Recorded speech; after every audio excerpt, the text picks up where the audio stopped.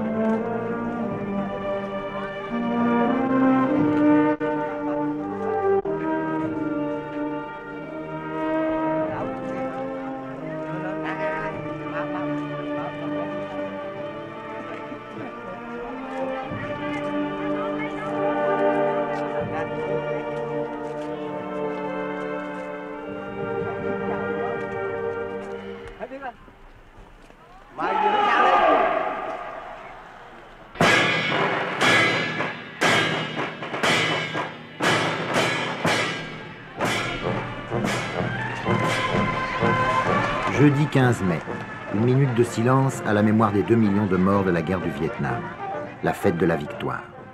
Toutes les personnalités du GRP sont à la tribune, mais le gouvernement provisoire ne profite pas de l'occasion pour prendre officiellement le pouvoir.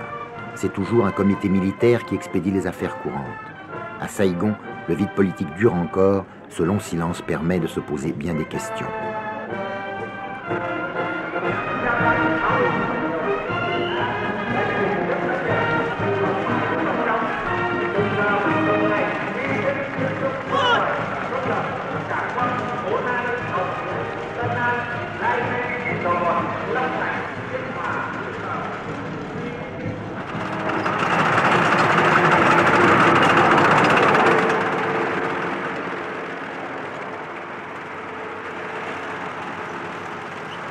La foule de Saigon défile ou assiste au défilé.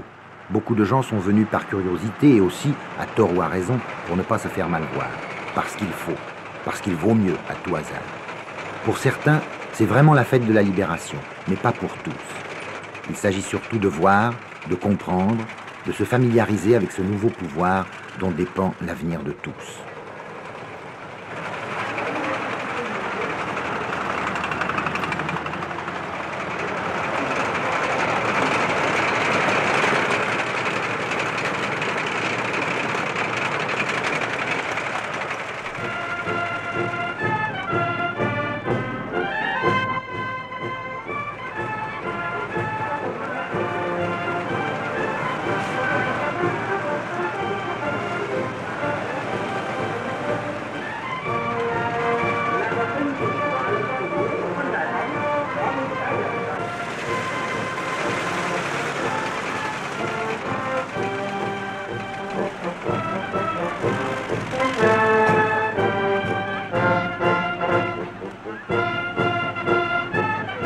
Le 30 avril, Saigon a été libérée ou conquise, selon les idées des uns ou des autres.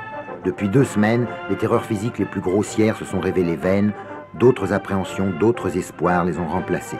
Madame Nguyen Ngoc Dung, officier du Front de Libération, explique à sa façon le pourquoi et le comment d'une lutte de 30 années. Les Saigonais et le peuple sud-vietnamien en général, quelle est leur conception de ce mot socialisme? Pour eux, c'est d'abord l'indépendance et la paix. Et pour cela, je sais que la grande majorité de la population sait qu'avec le départ des Américains, avec l'effondrement du régime satellite des États-Unis, nous aurons la paix, l'indépendance. Mais excusez-moi, le socialisme, ce n'est pas uniquement l'indépendance et la paix, C'est c'est ça. autre chose. Pour eux, plusieurs ne connaissent pas qu'est-ce que c'est que le socialisme. Pour eux, ce qui compte, c'est une vie décente, quoi à manger, à se vêtir, à s'instruire.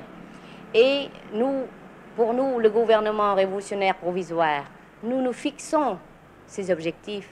Ce sont nos objectifs les plus importants, c'est de tâcher de faire en sorte que toute la population ait de quoi vivre, manger, se vêtir et s'instruire.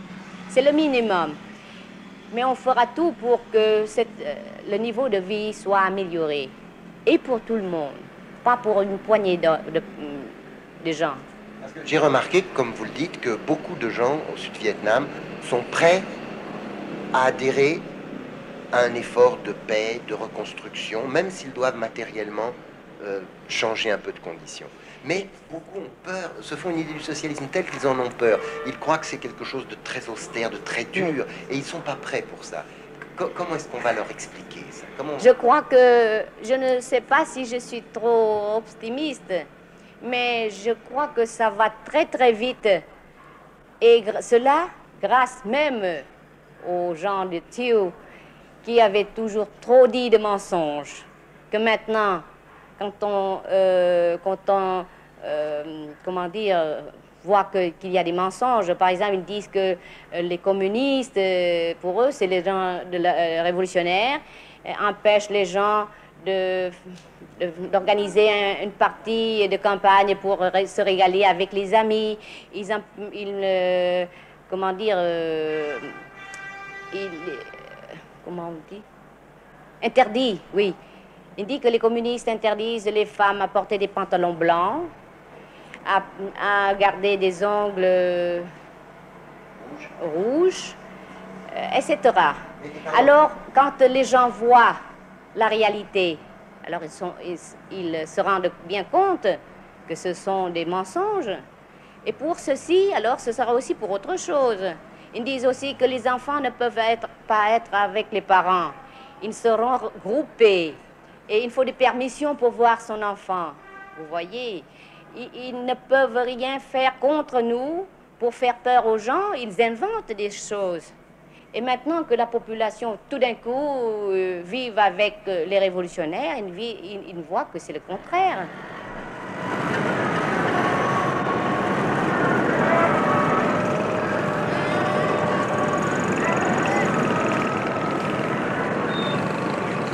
Superficiellement, Saigon n'a pas tellement changé. Il y a moins d'essence, mais on se débrouille pour rouler encore. Attentifs, plutôt débonnaires, les petits hommes verts, les bodoïs comme on dit, sont partout dans la ville. Le climat est pacifique, avec des moments de tension, comme pendant les derniers jours qui ont précédé notre départ.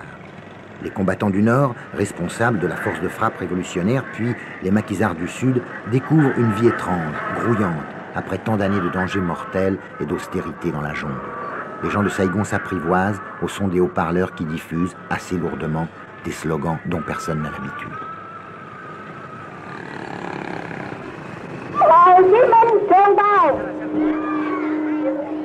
Quand est-ce que vous tournez à Hanoï? Je ne sais pas. Ça dépend de la durée de notre mission.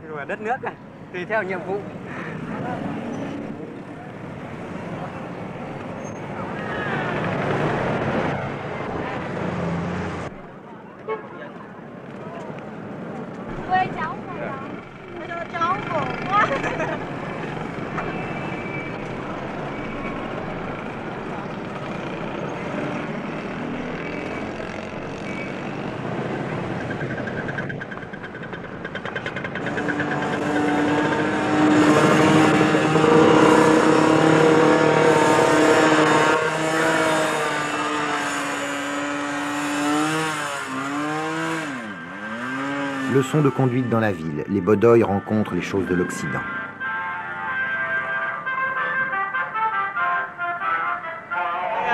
Je m'appelle Tong. Je suis de l'armée de libération.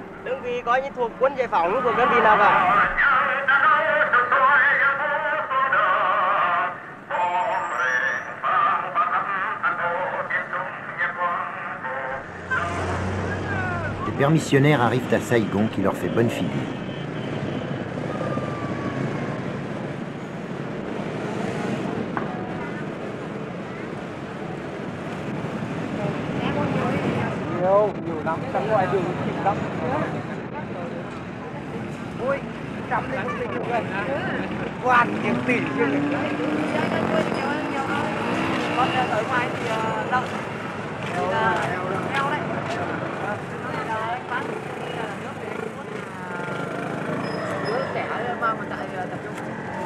J'ai quitté mon fils quand il avait 3 ans, maintenant il en a 7 et il va à l'école.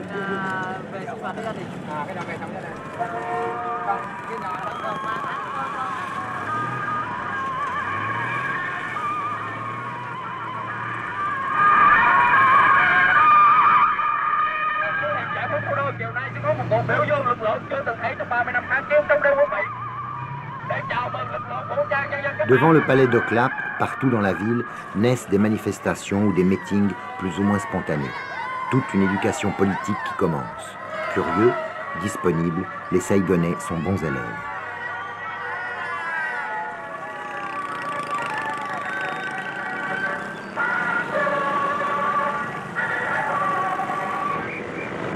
Les premiers jours, plus de police, plus de maintien de l'ordre. Anarchistes par nature, les gens de Saïgon en ont profité pour embouteiller plus que jamais les carrefours. Les jeunes des comités révolutionnaires populaires essayent de régler la circulation avec un succès relatif.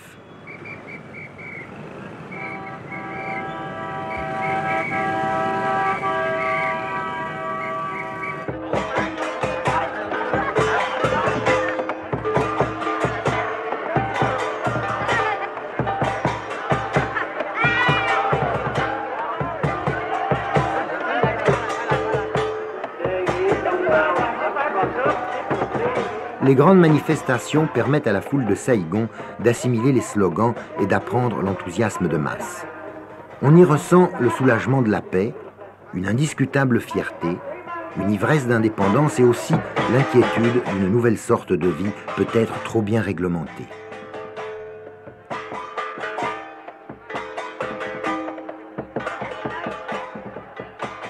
Est-ce qu'il n'y a pas une différence entre les gens du Sud et les gens du Nord? Non, je crois en ce temps-là, on s'en même. On dit que les gens du Nord sont plus sévères, non? Avant, maintenant, Maintenant, pas du tout? mais pas du tout. Ça vous inquiète pas qu'il y ait tous les gens du Nord, là? Je crois maintenant il est un pitié pour les gens du Nord. Un du Sud, pardon. On ne sait pas, mais on se libre, je suis content maintenant. Vous n'avez pas peur du communisme? Oh, je peux rien. Je suis vivre dans mon pays, je dois accepter ça. Madame Go-Batan, personnalité bien connue de la Troisième Force, exprime l'espoir d'une démocratie socialiste originale pour le Sud-Vietnam. Elle représente sans aucun doute, confusément, l'opinion de la majorité de ses concitoyens. La victoire de la Révolution, dans ce sens, non pas tellement d'un choix, d'une option entre nord ou sud, entre deux options éventuelles, mais plutôt la synthèse de deux extrêmes dont nous, Troisième Force, devrions être en mesure, ou tout au moins c'est là notre rôle, de réaliser cette synthèse, en excluant ce qu'il y a de mauvais et en prenant ce qu'il y a de bon de part et d'autre pour en faire cette synthèse dans l'intérêt supérieur de la nation. Et je conçois justement dans ce sens que le gouvernement futur, dans la mesure où il veut être... non, dans la mesure où il veut réussir, doit représenter, ne doit pas être un gouvernement d'une faction, d'un parti, d'une idéologie, mais le gouvernement de toute la nation vietnamienne. Et c'est là le grand test. Est-ce que les leaders éventuels futurs seront en mesure de représenter non pas le Parti communiste, le Parti socialiste, les bouddhistes, les catholiques, mais le peuple vietnamien dans son entier? Dans quelle mesure le peuple se sentira représenté, défendu par les gouvernants? Là, pour moi, c'est là le problème.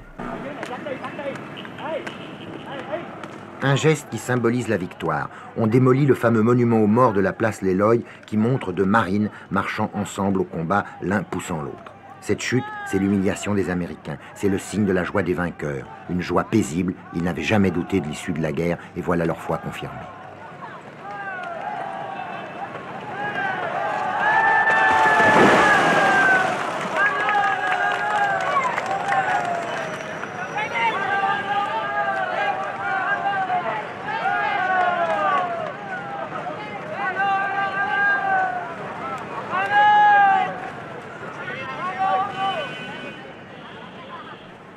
avez éprouvé quand vous êtes entré dans Saïgon avec les troupes de libération? Naturellement, nous ne sommes pas surprises. Nous savons que notre lutte doit achever par cette libération. Nous ne sommes pas tout à fait prises au dépourvu. Nous sommes très très heureuses parce que notre lutte a été si longue, si coûteuse en vie humaine et en bien, que nous sommes débordés de joie, parce que nous savons qu'enfin, notre peuple peut terminer le chemin de souffrance. Vous avez ressenti que c'était la paix? Certainement, parce que nous savons que tant que les étrangers, les agresseurs étrangers sont encore sur notre sol, il n'y aurait pas de paix. Au temps de la première résistance contre les colonialistes français, c'était le président Ho Chi Minh qui nous a fait cette révélation, qui paraissait simple au début, mais personne n'y pensait. Moi-même, quand je faisais mes études, on disait que la mère patrie était la France. Alors nous disons, est-ce que c'est le destin qui fait que nous soyons toujours décolonisés? Et il y a beaucoup de gens, et même presque tous les gens que je connaissais, pensaient vraiment qu'on est décolonisés. Et c'est peut-être, on doit le rester jusqu'à la mort, éternellement, quoi. Mais c'était le président Ho Chi Minh qui a dit que l'homme n'est pas fait pour être colonisé. Tous les hommes doivent être libres. Et c'est la colonisation qui fait que nous soyons colonisés. Et qu'on peut être des gens, un peuple libre, indépendant, comme les autres peuples. C'est une vérité qui paraît très simple, mais on ne peut pas le savoir au début. Et il faut beaucoup de temps pour le savoir et y croire. Si je fais toujours des références au président Ho Chi Minh, c'est parce que c'est lui qui a vraiment nous donné cette foi. Il a expliqué aux simples gens, aux femmes illettrées, que pour nourrir un enfant, il faut qu'il mange et bouchée par bouchée pour grandir. Il faut 9 mois et quelques pour le bébé soit tout fait pour donner au monde un petit enfant. Et quand il est au monde, il a 1 an, et pour qu'il soit adulte, combien d'années il faudrait pour qu'un enfant soit adulte? On ne peut pas avoir un pays indépendant d'un jour à l'autre. Et je crois que ce sont des vérités qui sont très simples et que tous les gens comprennent. Et on y croit comme... on croit au jour de la victoire et de l'indépendance, comme on croit à ce que l'enfant qu'on nourrit va grandir et devenir une grande personne.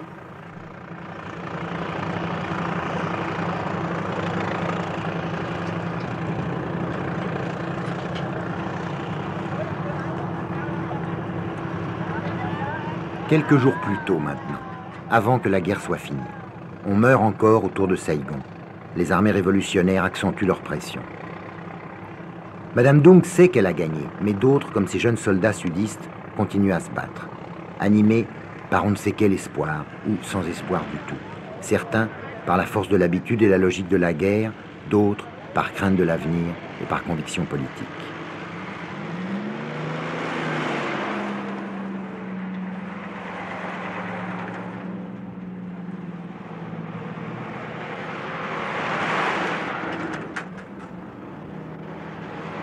Je n'ai pas peur de mourir.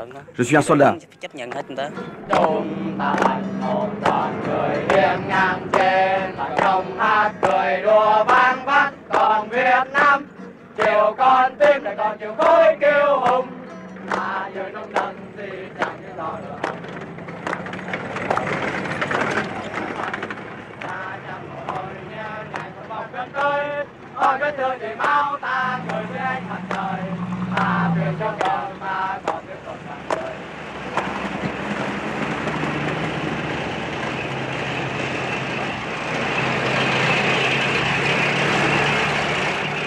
La situation était grave, sérieuse, mais pas désespérée. Alors je pense que si Si les combattants, c'est l'armée vietnamienne, peuvent tenir debout pour un certain temps, suffisamment pour les entretiens avec les communistes, et on pourrait atteindre à des clauses peut-être acceptables. Vous vous sentez capable de vivre avec les communistes? De vivre avec les communistes, franchement dit, je ne suis pas un capitaliste. Et au point de vue de distribution des biens, ce n'aurait pas un grand problème. La question de liberté, ça serait à voir. Mais, par exemple, si ici, on va subir une défaite immédiate, je pense que ce serait une catastrophe. Mais si on a un certain temps, un délai de quelques années, pour chercher, pour les communistes et les nationalistes, chercher à se comprendre et à s'adapter, je pense que ça va s'arranger bien. Si tout le monde cherche à s'en aller, à s'enfuir et se montrer égoïste, lâche, ça serait fini.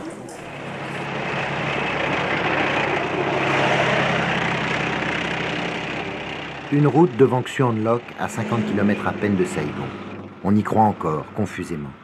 Des soldats de la 18e division sud-vietnamienne montent en ligne. Ils préparent une contre-attaque.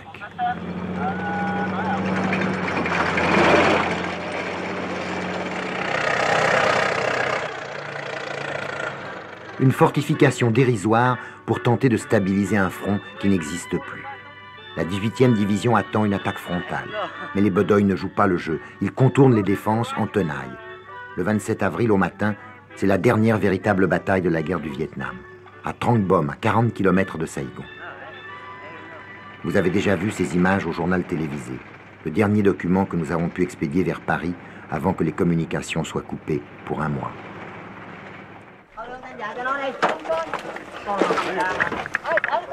Après Hanoï, un petit village catholique à 12 km de Bien Hoa, un poste militaire et une chicane barrent la route qui mène à Xuan Loc, tombé il y a quelques jours.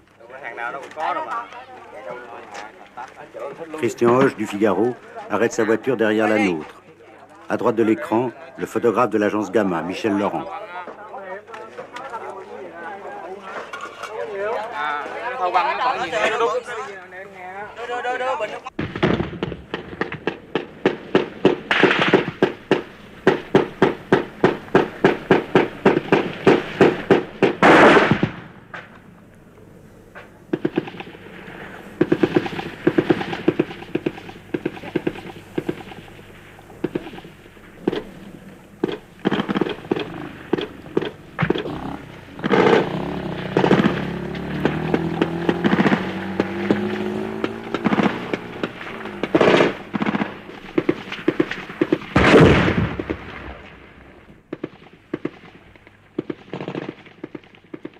Jean-Pierre Moscardo va se replier en faisant signe à l'ingénieur du son, Claude Fabre.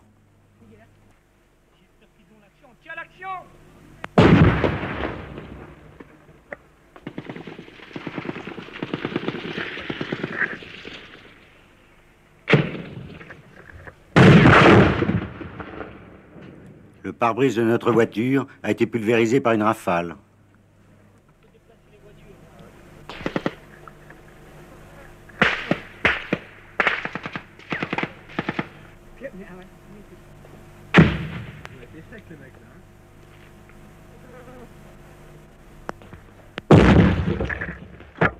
La voiture du Figaro est touchée par un obus de mortier. Derrière Fabre qui court, Laurent s'arrête, se retourne. Christian Hoche n'a pas suivi. Les miliciens du village tirent sur les Nord-Vietnamiens qui arrivent. L'un d'eux court vers la voiture de nos confrères.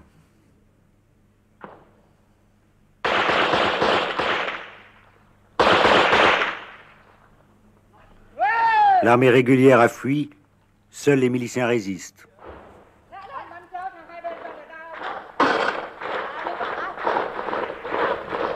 31.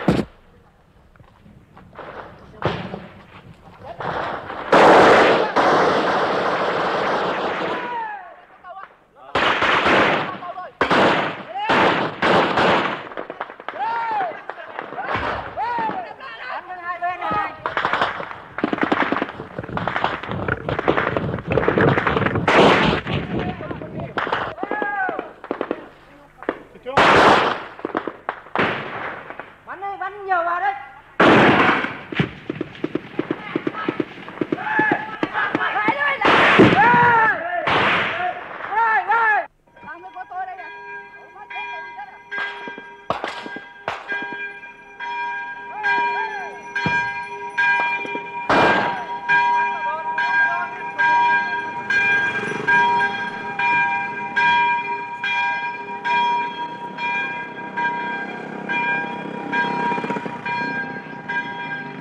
Quay lại hết đi, đứng sang hai bên xìa đây. Nếu mà nó tới cái là mình cùng Il faut pas se replier. Oh, oh les enfants, il faut pas attendre Ah oh, il faut attendre l'armée. C'est pour mourir, on doit mourir ensemble. Toán nằm trên nằm dưới, bây giờ đi xuống đây, bây giờ hết làm sao, trên làm sao? Nói mẹ đây. Dưới nó có một toán rồi, dưới người ta có rồi, cứ phải ở tại ngay đây đi, để chặn lại ngay đó đây, xong cái là bây giờ mình khi nào mà nó hư trên này mình rút xuống kia, phải không? Đi cả. Chứ bây giờ mình cứ đi lẻ tẻ chết bây giờ.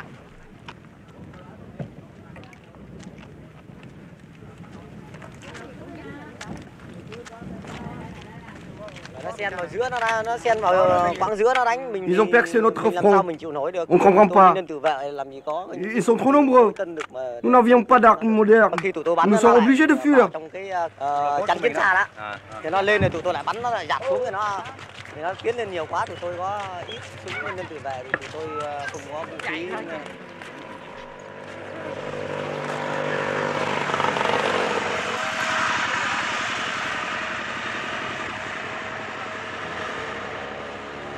Họ lại chiến đấu. Pourquoi se battre? L'armée elle-même ne se bat plus. Chúng tôi nhân dân tự vệ mà.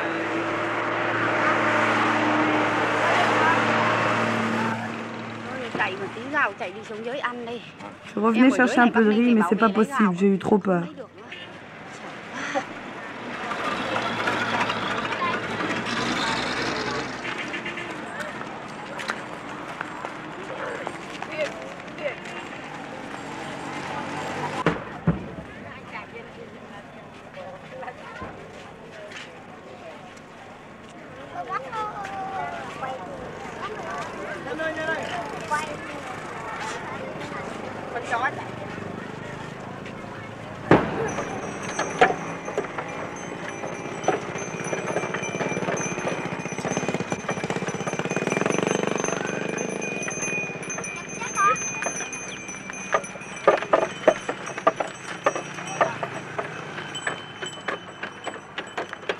Une autre armée, l'armée infinie des réfugiés.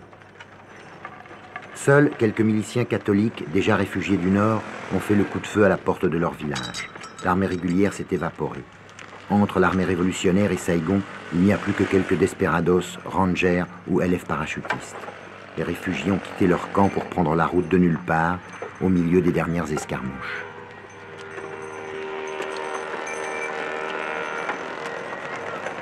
La plupart de ces réfugiés sont des montagnards qui en sont à leur 2e, à leur 3e ou à leur 10e exode.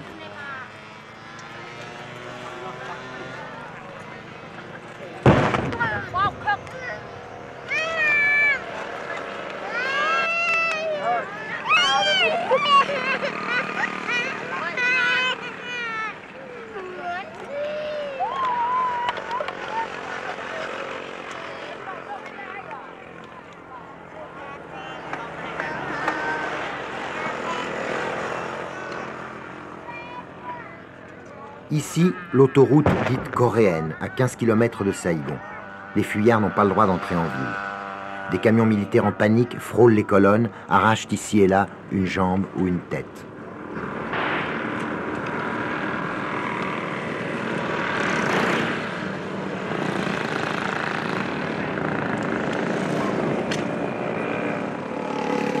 Les les réfugiés marchent toujours, sans un mot, avec un courage tranquille qui a stupéfié tous les témoins. Le dernier chaos, les dernières misères de l'interminable guerre qui se termine.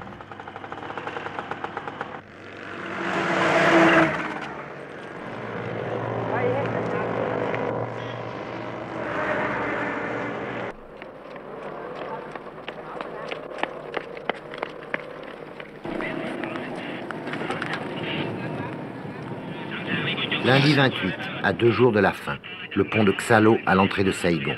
Même pas une bataille. Quelques rangers défendent le pont contre l'armée qui déferle. Les hélicoptères appuient leur baroud d'honneur.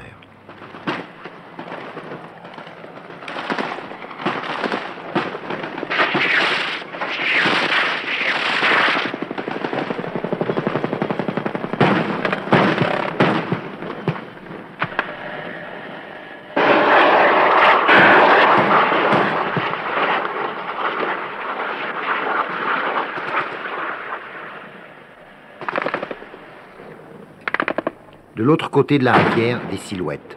Ce sont les fantassins communistes qui avancent.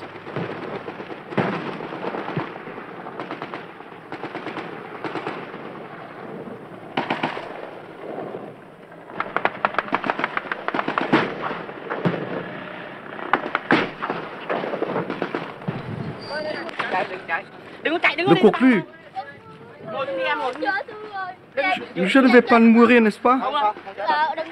Pitié. J'ai trop de sang qui coule. Arrêtez le sang, arrêtez le sang.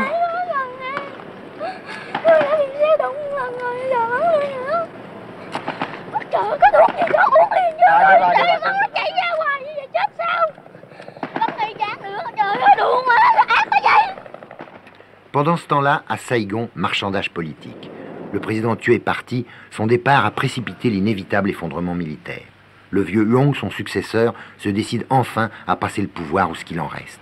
Le général Min aura juste le temps de capituler et d'épargner à Saïgon l'apocalypse du pilonnage d'artillerie et des combats de rue maison par maison.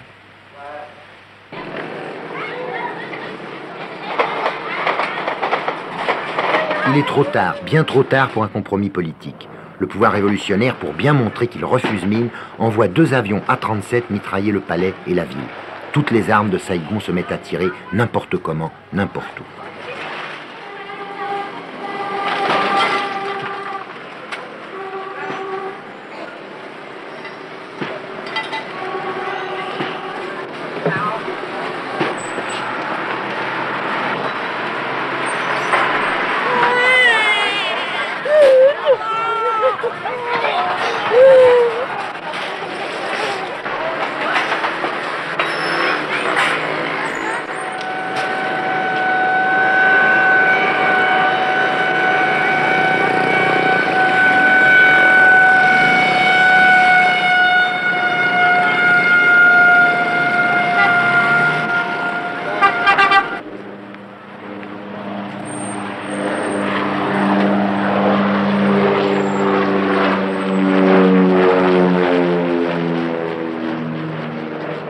Mardi 29, le commencement de la fin.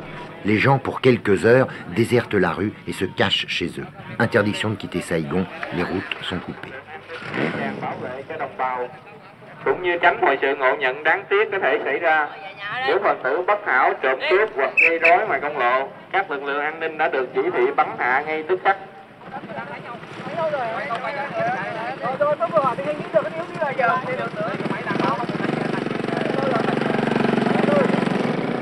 Theo thông cáo số 19 của Tòa Công an Sài Gòn Gia Đình, lệnh giới nghiêm đã được ban hành 24/24.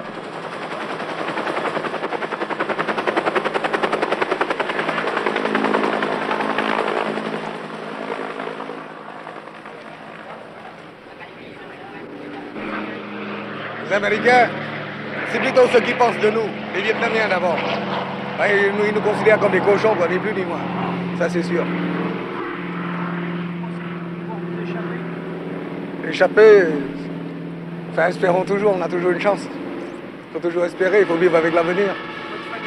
Ma famille est coincée ici. La fièvre monte devant l'ambassade américaine où s'entassent des Vietnamiens prêts à tout pour s'embarquer dans les hélicoptères. Pour éviter la honte d'un départ politique à froid, les Américains ont attendu d'avoir les baïonnettes communistes dans le dos. Du coup, la panique est devenue contagieuse, pour beaucoup irraisonnée.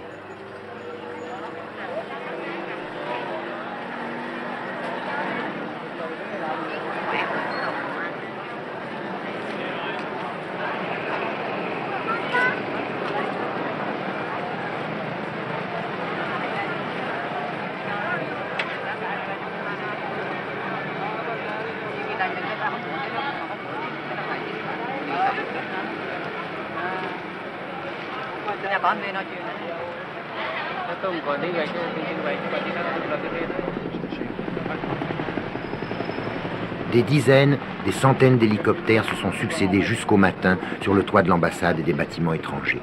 Les élus attendaient leur tour de partir, leur mince fortune dans un petit sac, vers les bateaux de la 7e flotte, puis vers Guam et les États-Unis. Pour quel destin?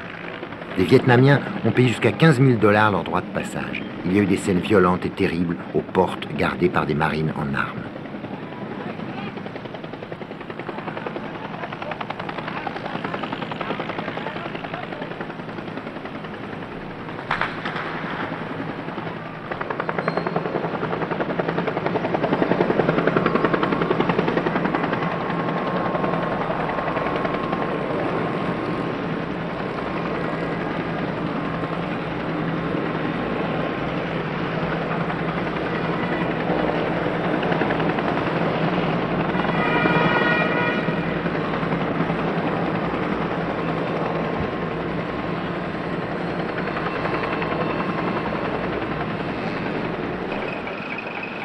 Dans les autobus qui partaient vers Tan Son Nhut, vers les derniers avions, les places étaient chères aussi, seulement pour les Vietnamiens.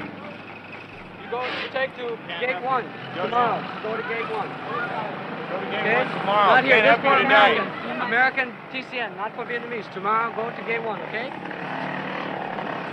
No, I know, but I have to. I know you have to go to gate 1.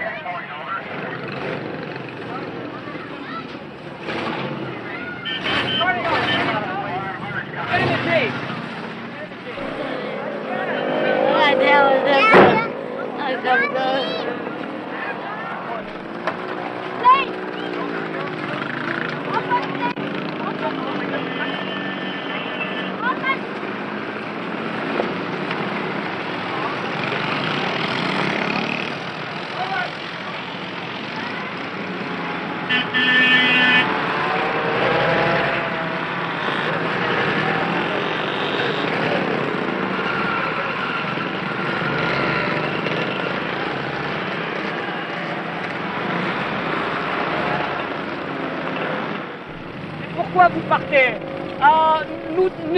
Nous suivons le peuple qui part. Mais vous partez de Saigon?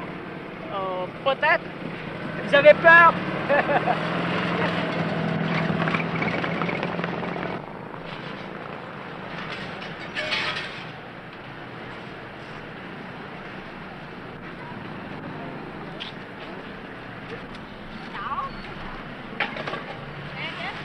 Mercredi matin, le dernier hélicoptère n'avait pas encore décollé que le pillage des bâtiments américains commençait. L'ambassade, les PX, les appartements désertés, tout a été nettoyé, méthodiquement, dans l'ordre, sans cri ni bagarre. Avec ou sans uniforme, soldats et policiers participaient au déménagement. Pas une bribe perdue. C'était comme une dernière vengeance, une façon de se payer sur les richesses du passé qui n'avaient pas suffi à conjurer le destin.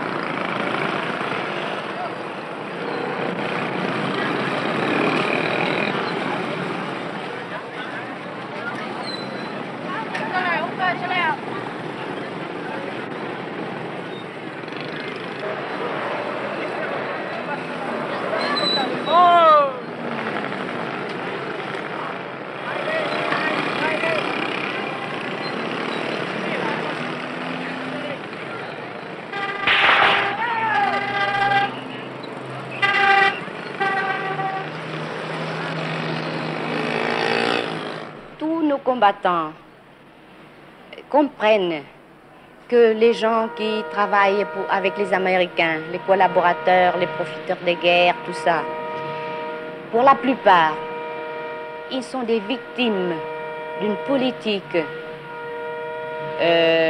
d'assimilation, ou bien des contraintes par la force armée, ou bien par le dollar, pour faire ce travail.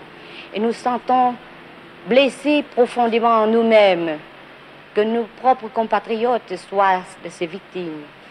Et le Front National de Libération et le gouvernement provisoire révolutionnaire éduquent toujours, tous les cadres et les combattants, que tout notre peuple, nos compatriotes sont d'un même peuple.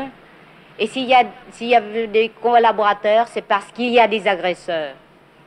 Et tant que les agresseurs s'en vont, alors les collaborateurs, pour ceux qui veulent toujours rester vietnamiens, honnêtes, ils sont accueillis par le peuple. C'est-à-dire que le nouveau pouvoir révolutionnaire ne va pas punir Saigon. Parce que ce n'est pas la peine. C'est l'impérialisme qui nous divise et qui nous font souffrir. Nous n'avons aucun intérêt à faire encore souffrir notre peuple en plus pour cela. Ce n'est pas une question de punition. Peut-être s'il y a punition, ce sera pour ceux qui ont causé toute cette guerre, toute cette misère à notre peuple. Ceux-là méritent d'être punis, mais pas Saigon.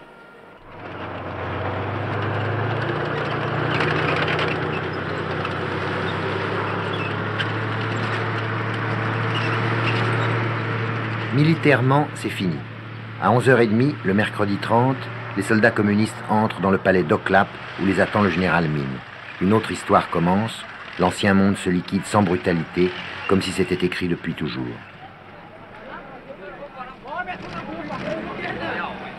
Vas-y mon gars.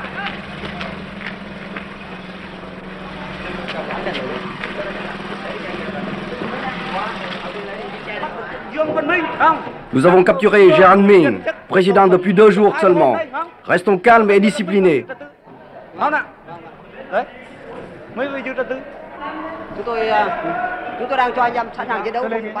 Je donne le pouvoir, je rends le pouvoir à ceux qui sont beaucoup plus mérités que moi.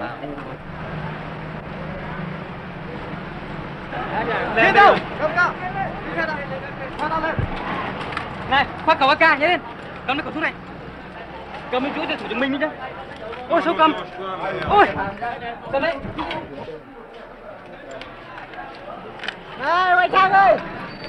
Quelques soldats perdus continuent à tirer.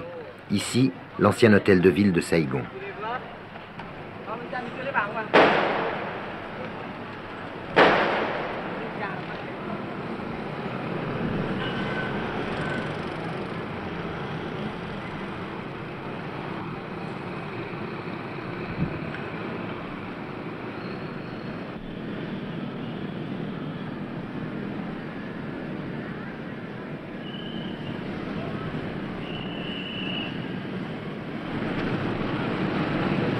Pour lui aussi, c'est fini. Un colonel des forces de sécurité a tiré un trait sur l'ancien régime et sur sa vie qui ne voulait plus rien dire.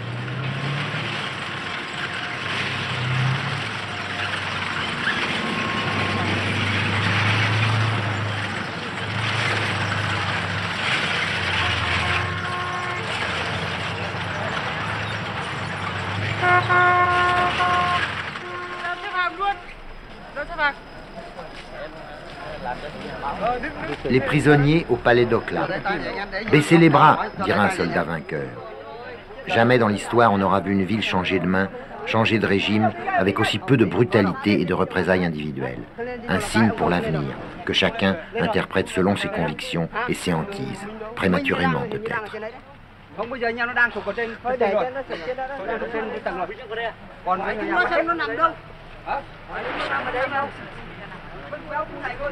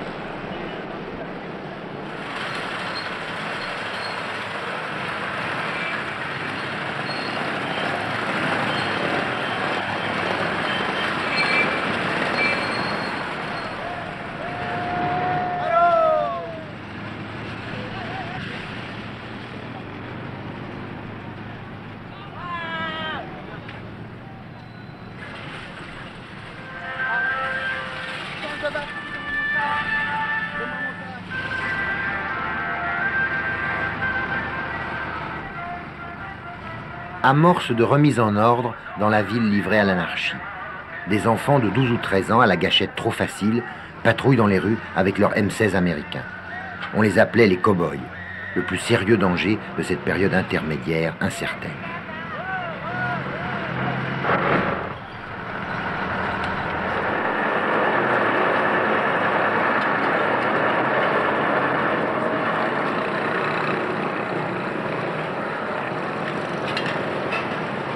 Les écoliers, pratiquement et symboliquement, nettoient Saïgon de ses ordures passées. Nous faisons l'hygiène publique pour nettoyer la ville. Oui. Qui est-ce qui vous a donné l'ordre de nettoyer la ville? Mais personne ne nous a donné l'ordre. Mais par nous-mêmes, nous faisons ce travail. Nous avons transmis l'ordre à élève par élève, et nous nous sommes réunis aujourd'hui quelques centaines d'élèves, et nous proposons aujourd'hui de nettoyer le rectangle qui entoure notre école. Chers camarades et compatriotes, le gouvernement révolutionnaire provisoire a libéré Saïgon et maintenant notre ville s'appelle Ho Chi Minh. Les petits hommes verts s'installent. Ils font connaissance avec Saïgon, Saïgon fait connaissance avec eux. La ville s'adapte grâce à sa traditionnelle souplesse. Elle joue le jeu de la victoire, un jeu qui ne sera pas sans lendemain. Parfois dans l'enthousiasme, parfois dans le doute. Malin, trop malin celui qui essaye déjà de faire la part des choses.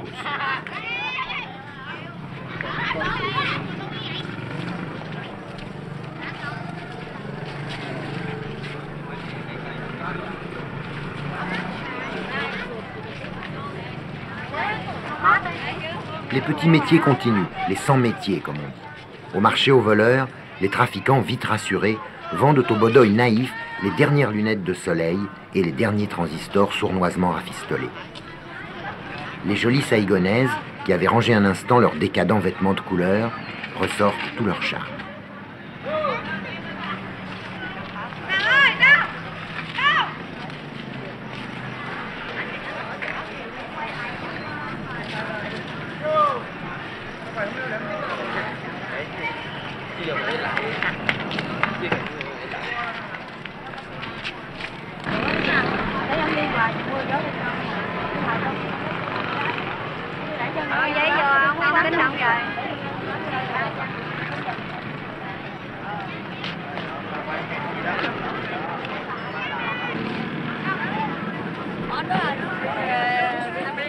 Les motos, nerfs de la vie saïgonaise, ont soif.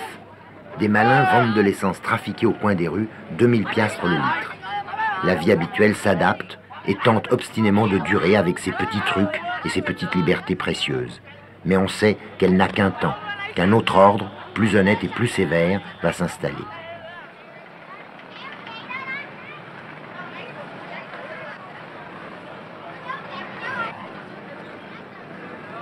Il y en a qui sont prêts à tenter l'expérience du bonheur collectif de bon cœur. Mais pour certains, pour certaines, c'est un déchirement.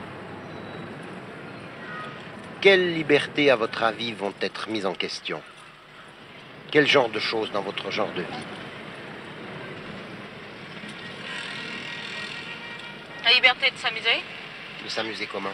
S'amuser autant qu'on voulait, autant qu'on veut, comme du temps d'avant. De sortir? Sortir, danser, cinéma. Est-ce que vous pensez que vous pourrez lire les livres que vous voulez, lire les journaux que vous voulez? Je crois pas. Et sincèrement, je trouve que même dans les journaux, il y aura encore beaucoup plus de censure qu'avant encore. Mais pourquoi ils vont faire ça? Pourquoi ils ne laisseraient pas les gens libres?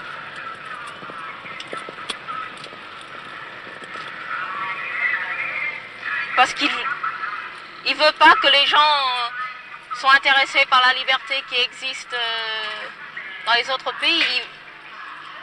Il ne veut pas que les gens puissent connaître toutes les libertés qui puissent exister dans les autres pays. Et puis tout le monde va demander à quitter le pays et ne jamais plus revenir.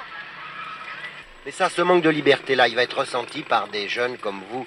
Mais est-ce que pour les paysans ou les ouvriers, est-ce que ça va être pareil? Non, je crois pas, parce que ils sont toujours comme ça.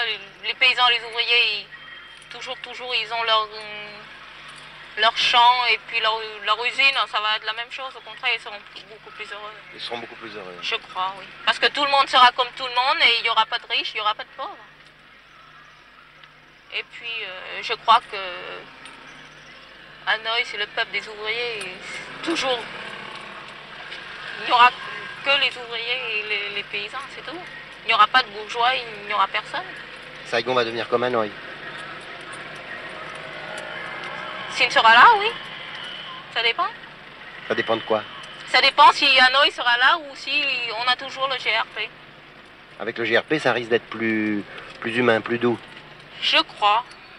Mais pas tout à fait comme avant. Mais est-ce qu'il faut que ça soit tout à fait comme avant? Est-ce que c'était si bien que ça avant?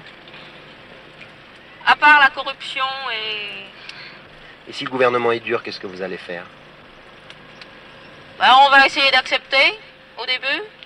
Si vraiment on ne peut pas accepter, soit peut-être qu'il y aura une révolte ou si tout le monde est courageux.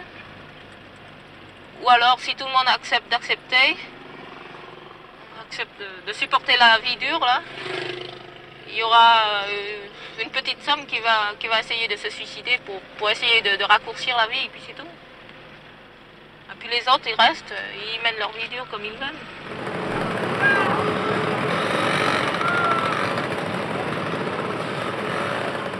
Pour d'autres, pas tellement nombreux sans doute, il n'est absolument pas question de jouer le jeu du socialisme, quel qu'il soit.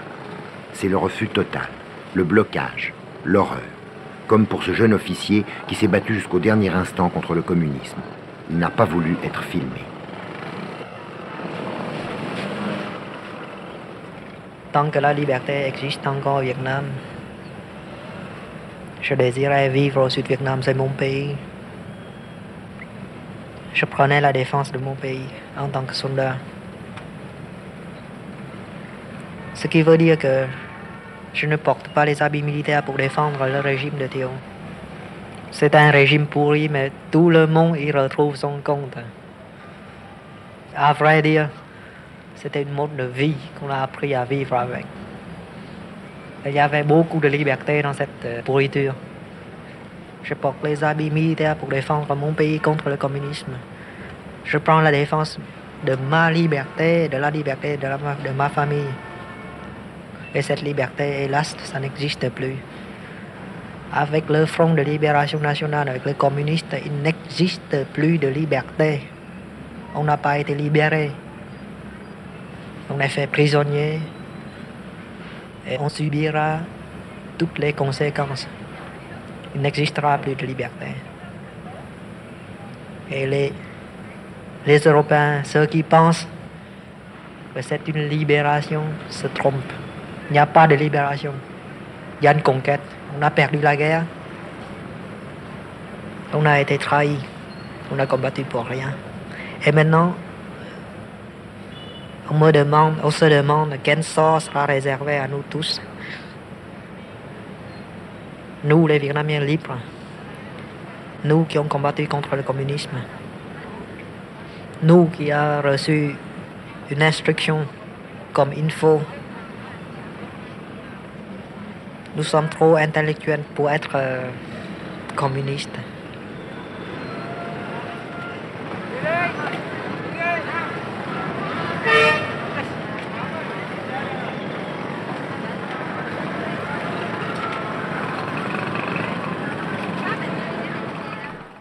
Pour convaincre la population, est-ce que le nouveau pouvoir populaire va aller vite ou lentement? Je crois que cela dépend du niveau de connaissance de la population. Par exemple, si vous avez une maladie, si je veux vous guérir de cette maladie, naturellement que je souhaite que ce soit le plus rapidement possible, parce que tant que vous gardez une maladie en vous, ça vous fait souffrir. Alors je souhaite que ce soit rapidement, mais il faut que vous preniez une dose nécessaire de médicaments pour vous guérir. Alors cette dose, pour un bon médecin, je ne parle pas des mauvais médecins qui vous fourrent les choses. Pas de remède de cheval. Voilà. Alors, si on voit que ce n'est pas la peine de traîner le traitement, alors on donne une dose adéquate, quoi. Et cela, je ne veux pas faire des prévisions sans me baser sur des données concrètes. Je crois que c'est tout à fait naturel que nos compatriotes du Nord ne connaissent pas autant que nous la situation, le tempérament des gens, etc. C'est tout à fait naturel. Alors, ce qui est important, c'est que nous sommes nous prenons en charge notre travail, nous écoutons nos amis du Nord, comme d'autres amis qui peuvent nous donner des bons conseils, mais c'est à nous de décider. Et pour éviter des actions qui sont trop, comme vous dites, en avance sur le tempérament des gens, nous travaillons collectivement pour discuter. Peut-être je donne une formule qui est trop accélérée. Alors il y aura d'autres qui discutent. Ils disent que maintenant il faudrait encore plus de temps, je crois. C'est un travail collectif. Et ce qui est important, c'est que ce sont nous qui décidons.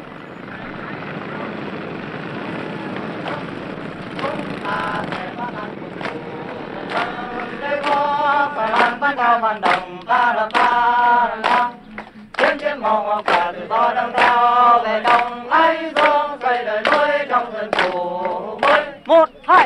Chúng ta kẻ phát an quân thủ từ dân lễ phó về lan các theo văn đồng ta là ta ngon thiên thiên màu ngọc cờ tự do đang theo về trong ấy dương xây đời mới trong dân chủ mới.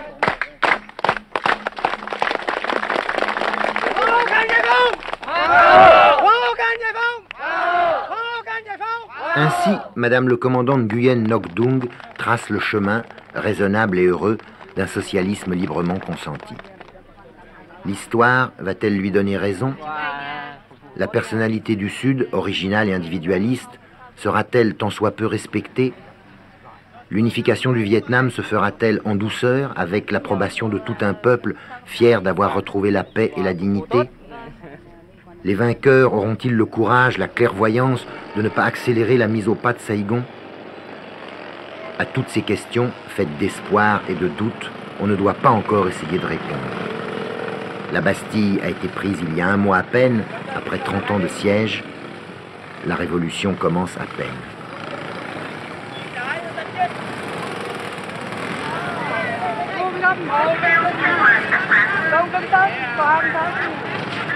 Không